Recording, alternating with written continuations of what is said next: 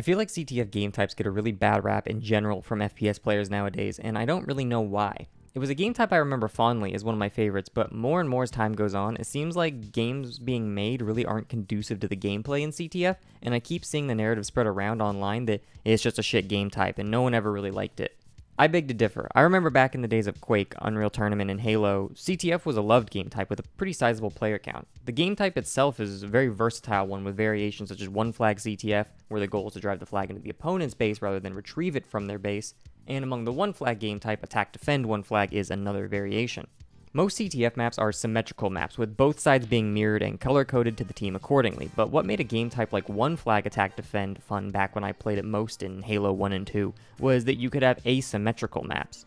Since only one team needs to be deep diving into enemy territory, defender sides were generally more fortified, making it so that taking map control and pushing attackers back was a core part of the game, but maintaining position outside of your base was harder to do, which prevented defensive players from becoming offensive players unless there was a huge team skill difference.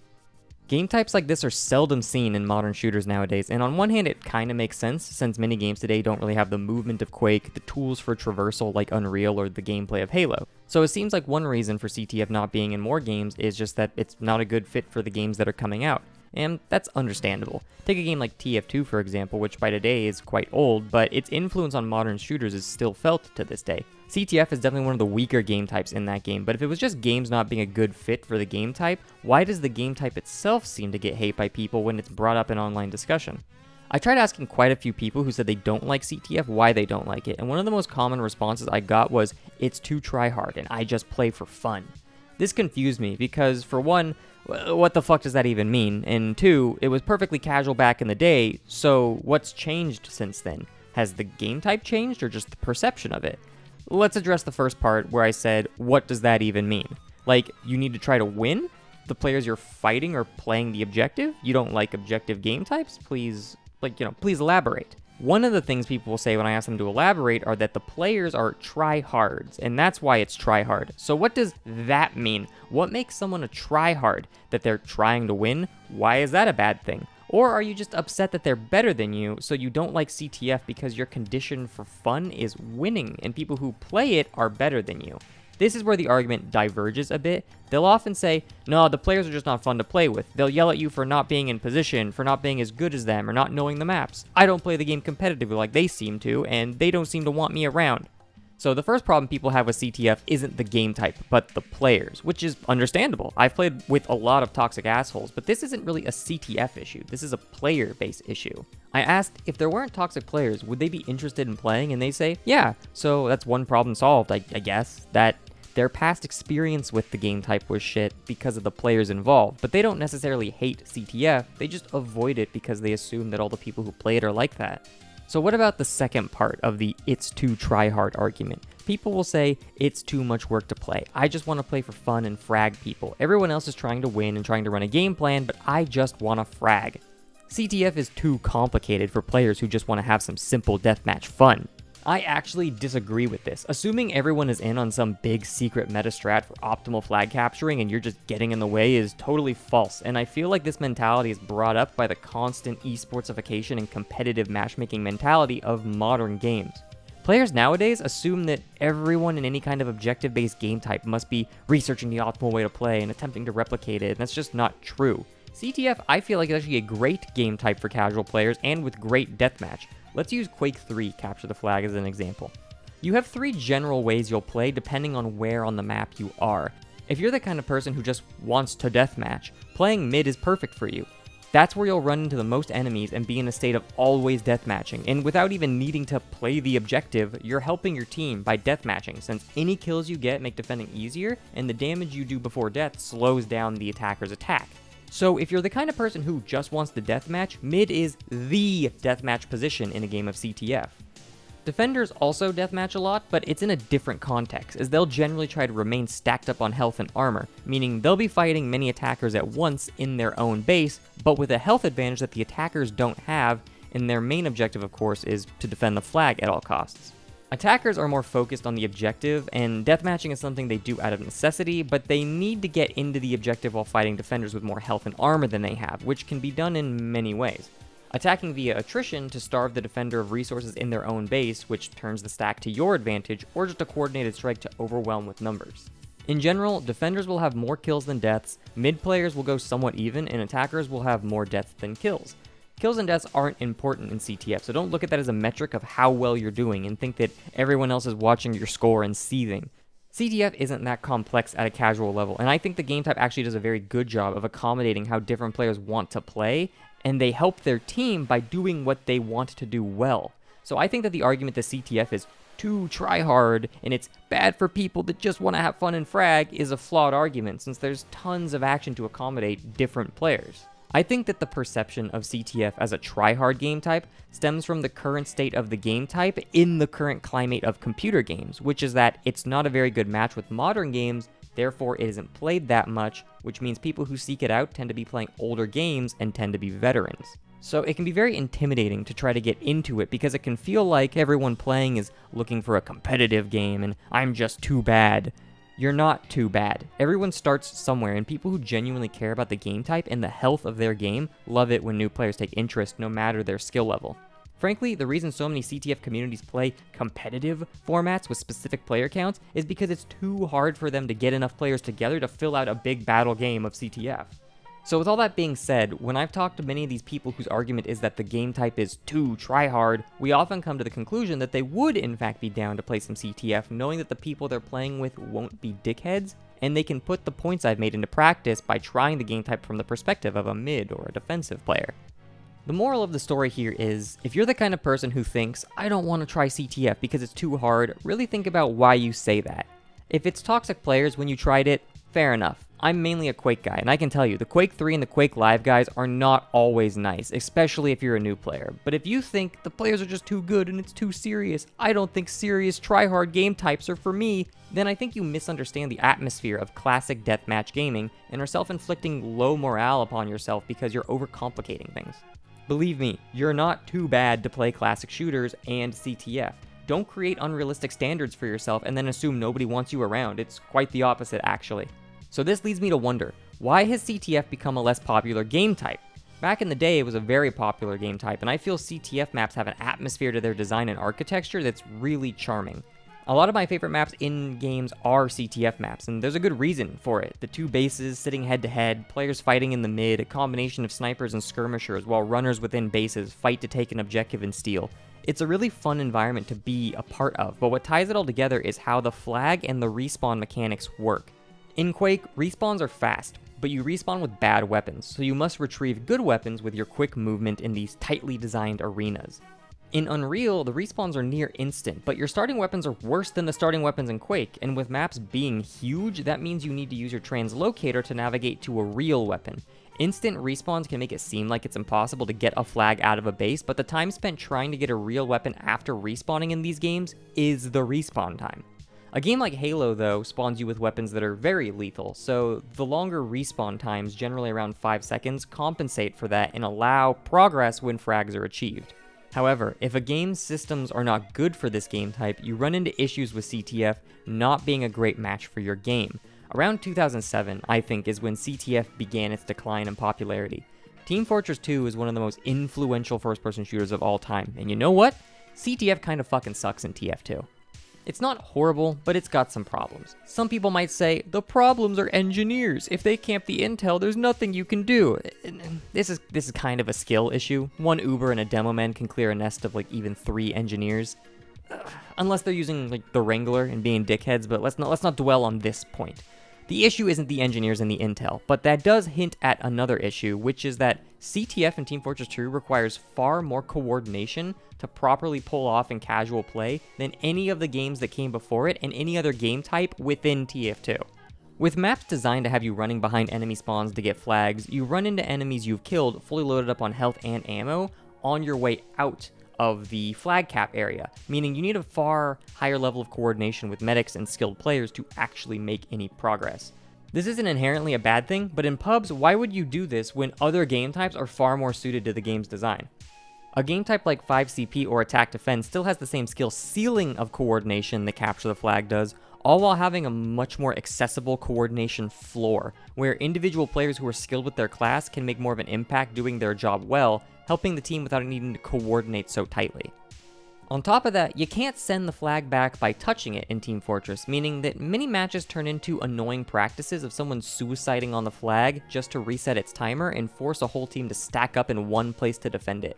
It's less dynamic than when you could fight to retrieve your team's flag, then return to what you're trying to accomplish. Strikes aren't pushes that turn into intense escapes of trading flags and returning to set up for another great escape. They become drawn-out suicide attempts until someone finally builds up Uber to push in again and get to the new flag location at mid. Team Fortress 2 is best when you're controlling territories and attacking or defending said territories on maps designed for skirmishes until Uber is built for a big push in a team fight, which the outcome of the fight will determine if you lose territory and need to fall back, the fight goes even, or you push the enemies to their next point. And there's a lot of nuance to this ebb and flow depending on the classes your team has as well as the many variables within the skirmishes between large pushes.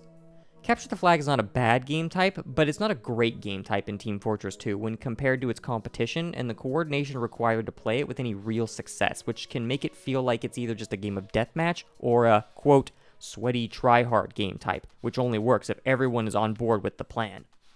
This is quite the opposite to how it worked in the games that came before, where at a coordinated level, there was a very high skill ceiling, but at a casual level, the game still flowed really nicely. It's no secret that many games have taken inspiration from Team Fortress 2 in the last, almost 20 years, and that game types that weren't as popular in TF2 won't translate well to other games which branch from its core. Around the time of 2007, modern military shooters also were in full swing, with Call of Duty 4 Modern Warfare coming out without a CTF mode, which is notable because every COD game before it did have the game type. Modern Warfare 2, the CTF mode was actually removed at some point, then later put back in after complaints of them removing content. The more grounded military shooters were focusing on game types that worked for their style of game, such as defuse, an asymmetrical attack-defend style game type. And in the case of games deviating from modern military shooting trend, they'd focus more on area control type modes such as King of the Hill or Domination. Halo 3 also came out in 2007, which I did play much CTF in, but that was probably the last time it's ever seen any real big play in a mainstream title from what I can remember. The CTF game type was losing popularity due to the fact that many games being made just weren't a good match for the game type, and in games where they might be okay, maps weren't being made to capitalize on the game type's strengths. They'd just throw 2 flags into a regular map and call it a day, which worked sometimes, but not always, and oftentimes they didn't even include 1 flag CTF or attack-defend CTF, which would be flag variants that actually work well on asymmetrical maps. Time has not been too kind to the CTF game type as the trend of first-person shooters moves away from the games it's compatible with. As modern shooters have less movement tech in them, and shooters with more unique aspects tend to feel like they're derived more from MOBAs rather than classic FPS, the popularity of the game type seems to be waning. Propaganda about how it was never good and it was always a tryhard mode, unfit for casual play, seems to be being spread on online discourse about it, and I'm really not happy about that. So what am I going to do about it? I'm going to host my own servers here in Europe for Unreal Tournament 2004 and try to get it going myself. Unreal Tournament is abandonware now, just as a heads up. Epic removed all the games from storefronts and ended all support for them, so playing and downloading it is free to anyone who wants to give it a try. I've been playing Quake 3 and making content for it the last couple years now and again, and there was a point where we pretty regularly had pickup games running, but eventually interest kind of fell off. However, I've taken notes and listened to a lot of the feedback I got during that time. This is why I think Unreal Tournament is a great game to try and build interest in Capture the Flag. One of the complaints I got for Quake was that it's too hard to get into, that the skill floor was too high, and that it was discouraging. If you check my strafe jumping tutorial, you'll probably find comments of people saying something like, "Thanks for the tutorial, but I still can't do it. I'll never be able to do it." Unreal Tournament doesn't really have that mechanical barrier. Movement in Unreal can be just as deep as Quake's movement, but it's focused in different places. In Unreal, the basic movement tech isn't behind learning to strafe jump, it's as simple as using the game's dodge mechanic. When you dodge by double tapping a movement key, you go pretty fast, but the game also has a double jump. So by dodging then double jumping, you extend your dodge and therefore your high speed. This is all there is to the basic movement of Unreal Tournament 2K4. Congratulations, now that you know this, you can move as fast as you see the pros. Unreal Tournament 2K4 has a much lower skill floor than Quake, while still retaining a very high skill ceiling, which I think makes it an excellent choice for players who want to try a classic first-person shooter out, but who felt like they were getting gatekept by the old cryptic movement tech from other ones. The other complaint I got was about using a matchmaking bot for pickup games. We won't be doing that this time around. People express that when a pickup game queue is happening and you need to join and there's matchmaking points on the line, it makes them nervous to interact and not want to join, because they feel like the environment is one where everyone is playing to win and they're probably not skilled enough to contribute. In reality, the matchmaking points just existed to balance teams so nobody got stomped and felt discouraged. Unfortunately, though, my perspective on this was flawed, and I was informed by many of the players that they would rather be stomped for a game and then just scramble the teams, rather than feel like they're being graded on their performance before they even get into a game, even if it's just for a casual match. So we will be doing away with that pickup bot entirely and just adding a role for Unreal Tournament that anyone can grab. I'll ping the role ahead of time to let people know what days and times I'm planning on getting on and trying to set up a CTF game. You can join in whenever and leave whenever at no commitment. It's just some good old-fashioned, casual drop-in, capture the flag, deathmatch fun. And anybody who's interested in playing, but you don't want to have to join a Discord server or make a Discord account or whatever, you just don't want to use Discord in general, which is understandable. I'll also be making a Google Calendar, which I'll link in the description, because everyone's got a Google account, so you can just follow that Google Calendar, and I will update it on the days when I plan to try to populate the server. And I think you can set email notifications, so whenever I post one of these events on the calendar, you'll get an update by email. You don't have to watch the calendar all the time. And you can just join in on the casual games at the times when I say I'm going to try to populate it. And if we can get enough people, we can maybe get some really fun CTF games going. If you're worried that the people in these servers will be toxic because you're bad at the game or whatever, don't worry about that. Everyone here is just playing for fun and to have a good time. And all of my buddies that I initially got into Quake 3 and now Unreal never played these games before this. So this is a welcoming environment where everyone understands that everyone else is just doing their best and we're all chilling. Believe me, these old shooters can seem intimidating, and they have these stigma for being these ridiculously high skill games that only the best players play, and it gatekeeps, that reputation gatekeeps a lot of newer players. But believe me, you will pick them up very fast with just a little bit of time. They're not as intimidating as these arena shooter players like to pretend they actually are. A lot of our people who still play arena shooters won't tell you this, but they secretly love that stereotype that arena shooters are super hard and they're a ridiculously high skilled game type that not just anyone can play, and they relish this because it makes them feel good. It makes them feel like, oh, I'm playing a really hard game. Not just anyone can get into this game, right? So they're never gonna actively speak against people who have these kinds of fears and who think believe these stereotypes about the games. They'll probably play into it and go, yeah, no, these games totally are that hard. But believe me, like I said, play it a bit, you will pick it up fast. It's not like 15 years ago, people were just better at video games. If anything, people have gotten better at games over time, and if you give it a little bit of time, you'll realize it's not as intimidating as everybody makes it out to be. If you have any interest in joining at all, I'll link the Discord server where I have all of this set up in my video's description. In the Discord, I also have a resources channel for Unreal Tournament 2K4, which explains how to install it and play it online. If you got this far, thank you for listening to my random thoughts about first-person shooters, and if you know anyone who would be interested in trying some Unreal 2K4, bring them along and let them know. I also have my Quake 3 servers running, so you can join and give those a try if you want to. Both my Quake 3 and Unreal servers are running mods which improve the game's netcode to be more in line with modern netcode, so even at higher pings, the games are way more playable online than they ever were back in their primes. Thanks for watching the video, and hopefully I'll see some new people in the arena.